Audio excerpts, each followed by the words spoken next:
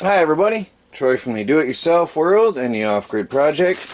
As some of you may remember, I got some frozen tilapia fillets a while back, and there's a whole mess of them here. I've eaten quite a few, but you can only eat so much fish in a short time. And what I'm going to do is salt cure them. And I figured I'd share that with you as I go. So I got this Morton canning and pickling salt for preserving. I'm just going to put a thin layer in. There's baby cat. So I'm just put a thin layer in here. I'll put a little bit more. See that now the salt is going to draw out the moisture from the fish. So now I'm going to put a fish in there, or a piece of fish in there on top. All right, and then I'm going to put a layer of fish. So I open these up. See, they're individually sealed. So I got to open that up. This is a great deal. Now, some people are against tilapia, and depending on how they're raised, they may or may not be healthy for you. Now, I've got to process these because they're thawed, and the weather is warm, and I don't want to lose my fish. And nature has been my freezer. I do have an off-grid freezer, but when it's frozen outside, the freezer doesn't run as well. So I've been using nature as my freezer. Now I've got a layer of fish. Okay, wipe my fingers off because I don't want to get fish all over. Now I'm going to put a layer of salt on top of the fish, and I want to put it pretty heavy. Okay.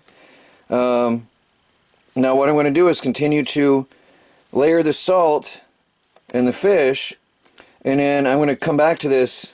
I'm going to put it outside where it's cold again, obviously, so it'll stay safe. And then I'm going to keep checking the salt level.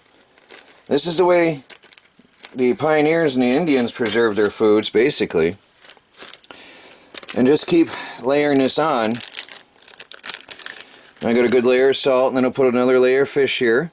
Okay. I don't know how many I have, but I want to have enough salt to really suck out the moisture from this fish. There's 4. I think I can do 2 layers, just 2 layers. This should be good. Maybe I can do it like that. And the salt is going to draw out the water from the fish and preserve it. Bacteria cannot live in a salty environment like this. So there's going to be an overlap, so let me salt that up, because this one piece is going to overlap that piece. So we're going to cover that up in salt really nicely. All right. And this video will probably take me a couple days to finish, because I'm going to come back to this in a couple days, and we'll come back to this every day as we go until this fish is dried out. And it's going to be just like the stuff you buy in the store. The dried fish on the shelves in the store. This dried salted fish. And the salt does the drying and the curing.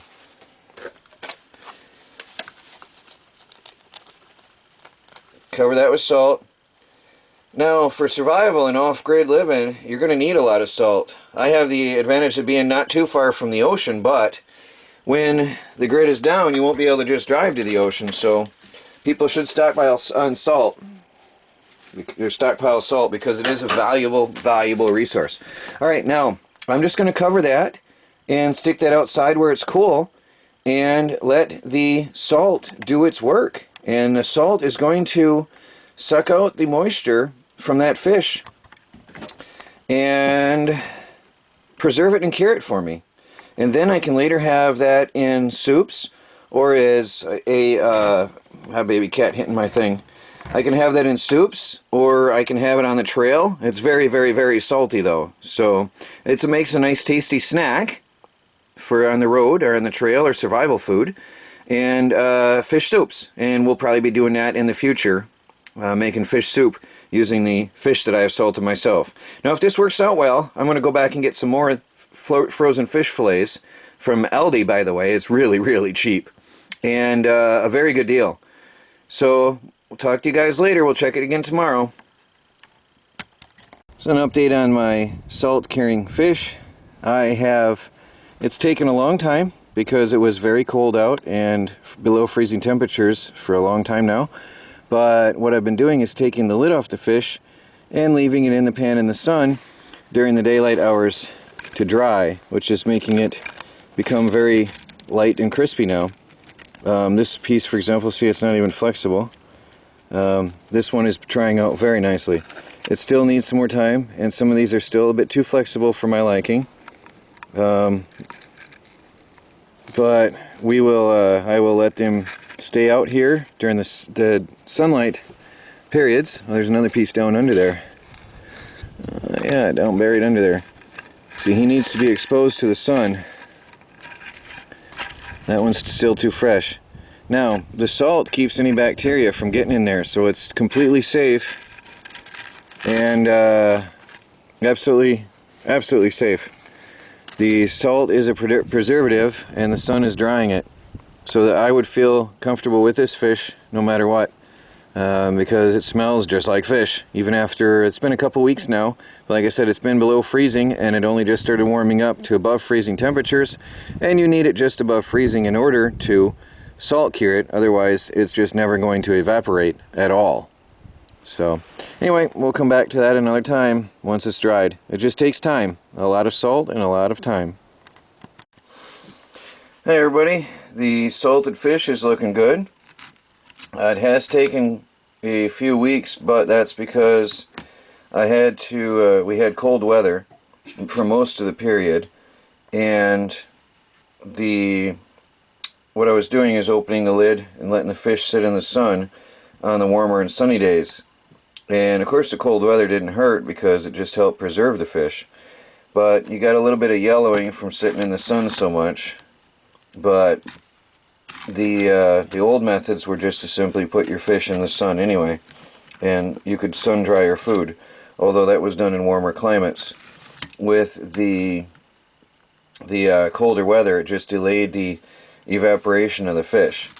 But here we have salt cured fish. It is heavily salted, so we'll have to brush that off, but it's all dry, it's all crispy.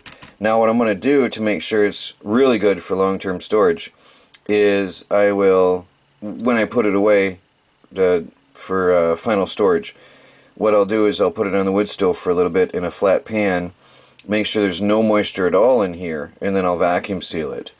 But this is ready to eat. You could put it in soups.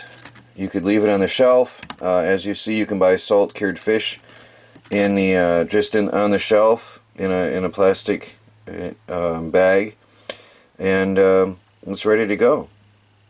So again, it took quite a while because of the cold weather. This would be better done in summer months, although the cold weather did help keep it from spoiling on me, if spoilage is even possible with that much salt.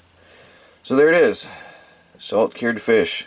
Simple and easy. Just put the salt on and keep adding salt, and I kept just pouring off the liquid, and there was a lot of liquid coming out of here at times. I just kept pouring it off as it filled up the dish. Just sort of, you can see the where I poured it off the side here, you can see the salt coating the side, and here where I last poured it off the liquid, and let the sun dry it. So that's it, everybody. Troy from the Do-It-Yourself World and the Off-Grid Project, and do-it-yourself salt curing fish. Talk to you all later.